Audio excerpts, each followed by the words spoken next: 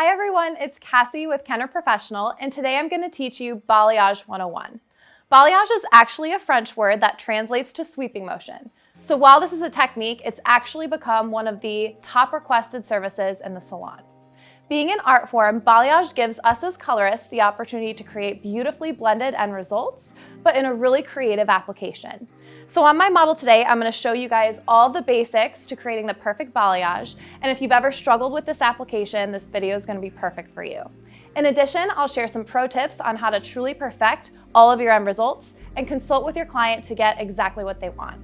The most important step to achieving the perfect balayage service is the consultation.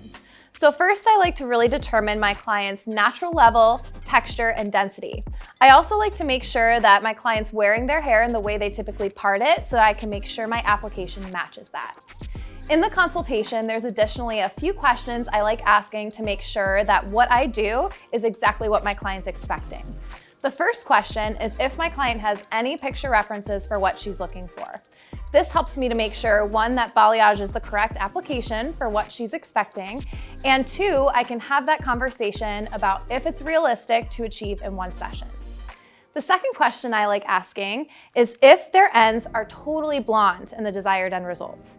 If they are, that tells me I'm going to do more full saturation on the ends to achieve a more solid look. If there's any dimension or depth throughout the ends, I know I'm going to do more of a combination of surface and full saturation throughout the ends. The third question I like asking is what type of maintenance my client's looking for.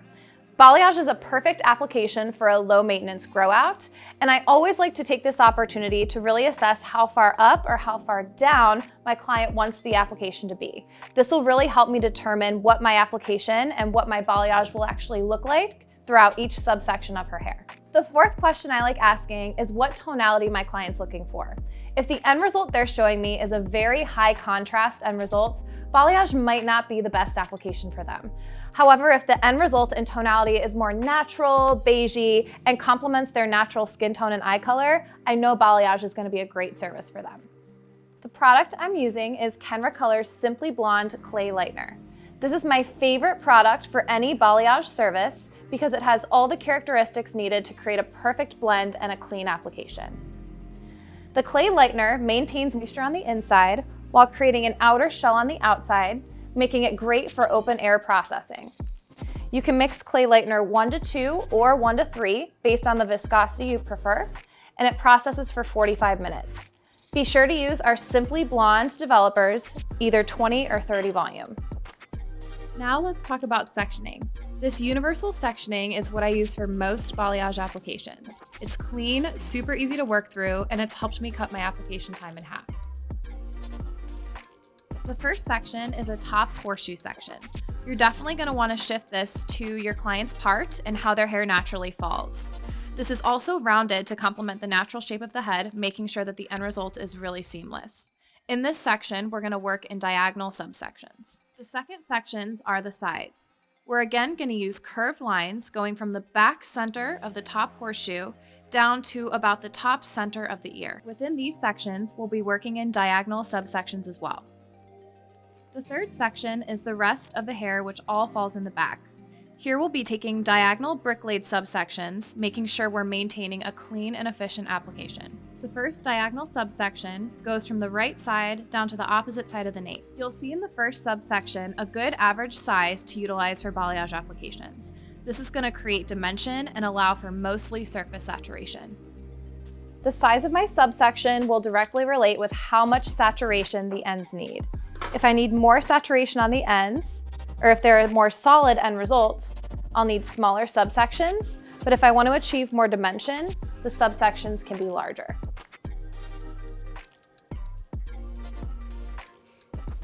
Simply Blonde Clay Lightener is unique from other competitors because it provides up to 7 levels of lift in a single application. For balayage, this is a lot, and that's so great for any client looking to achieve clean and high lift.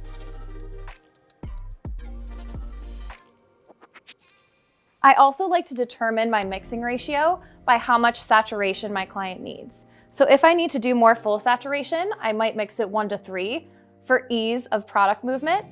And if I want to do more surface saturation, I might mix it more 1 to 2. We'll continue alternating with these diagonals all throughout the back, creating a beautiful bricklay process. You can always add more product, but it's a little bit harder to take it away. So my best piece of advice is less product, less pressure, and add more as you go.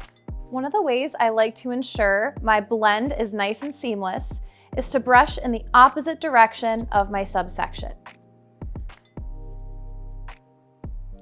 This ensures I have that little bit of texture to diffuse through my subsection and create that beautifully seamless end result. Don't be afraid to use your glove and finger as a blending tool as well. You can touch the subsection and still maintain surface saturation as long as you're being light. To create a beautifully dimensional end result, I like to do a combination of full and surface saturation throughout the ends. To make sure that my subsection is only surface saturation, a great tip is to lift it up to ensure that there's no product underneath.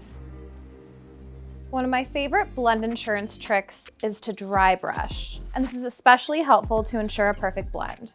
If there's an instance when I get product somewhere where I don't want it, or if I put too much on my subsection, I can simply take a dry brush and blend it through. We've already completed the entire back subsection of my client's hair, and you can see with this bricklay pattern, all the hair lays independently of one another, allowing it to process cleanly. So now I'll move on to the sides. Starting on the side, I'm going to take a diagonal subsection and paint the hair away from the face.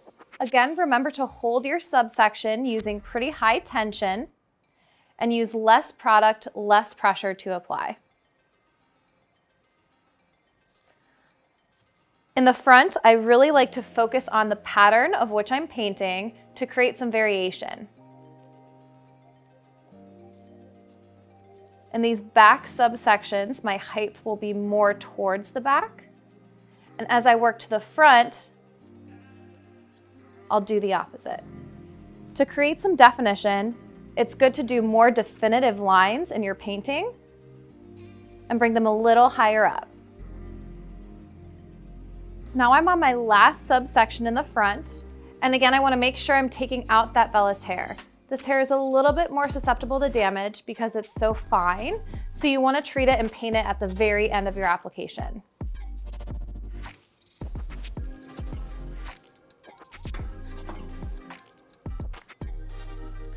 Notice how even as I work towards the front, I'm still holding my subsection at 0 elevation. I'm also really focused on making sure that my application and my partings correlate with how the hair naturally lays.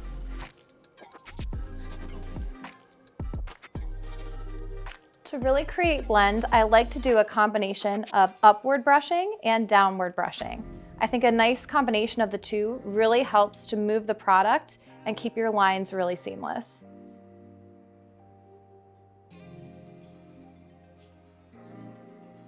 Again, I'm going to leave this vellus hair for the very end and move on to the opposite side.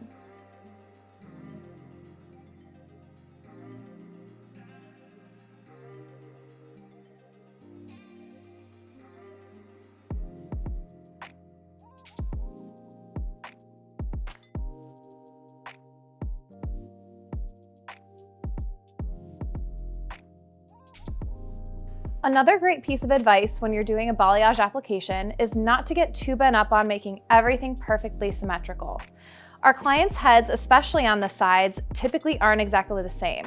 We have different amounts of vellus hair, different densities, and even if they wear their part on a side, that's definitely going to change the way their hair lays. So make sure you're adjusting to that and customizing it rather than making everything perfectly symmetrical.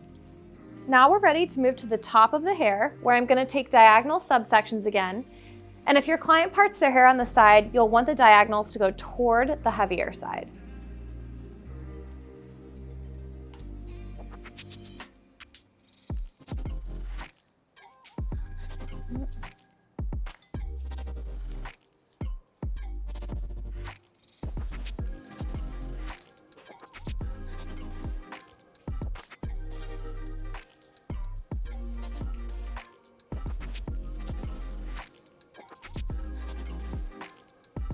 A great tip to adjust for timing as we move towards the top of my client's hair is to mix up a fresh batch of clay lightener and adjust your developer. So to make this top subsection process in a quick fashion to catch up to the back, I'll use 30 volume instead of 20. As I move more towards the center of this top subsection, you'll notice everything starts to get a little bit wider. So for control, I always like breaking these in half to just ensure that I'm maintaining as much tension and as much surface coverage as possible. This is a great place on the application to use your dry brushing technique because we're so close to that front hairline. So I always love doing this in areas where I really need to create a perfect blend, and I want to be super cautious about adding too much product to avoid bleeding.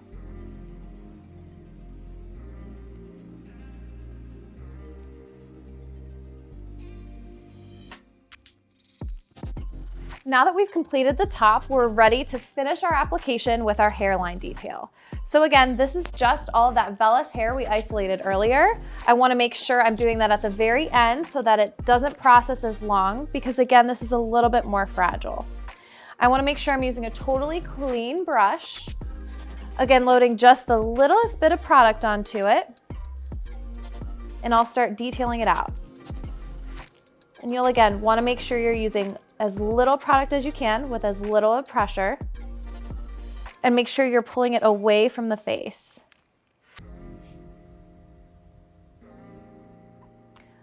I love spending a little bit of extra time on this portion of the hair because when our clients pull their hair back, this is one of the first things that they see.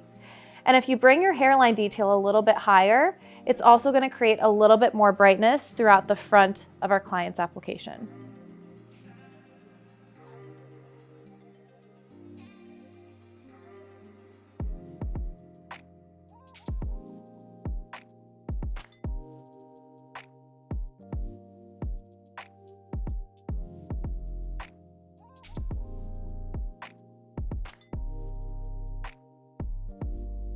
We've completed our full balayage application. You can see how clean and efficient this whole sectioning was, and I really love the fact that we used a combination of surface and full saturation. So next we'll get into toning and speak briefly to toner selection if it's needed for your client.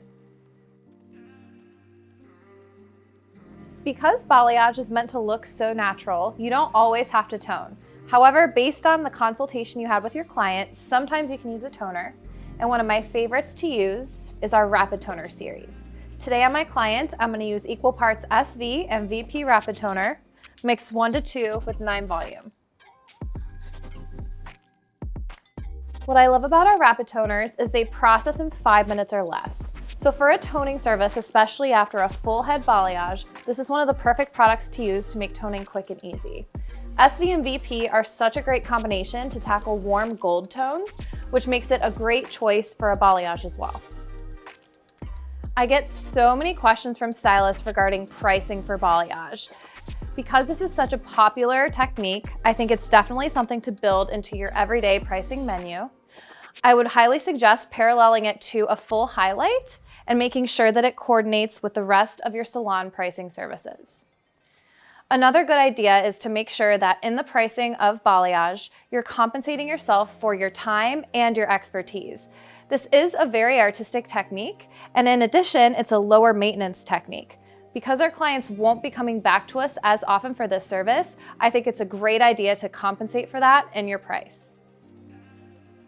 So here are the final end results of our balayage. I'm so happy with how it turned out. You can see it's a super seamless blend, which is exactly what we were trying to achieve. And through all the tips and tricks, we were able to really perfect the process. And I hope you guys found some little things that can really help you master your craft.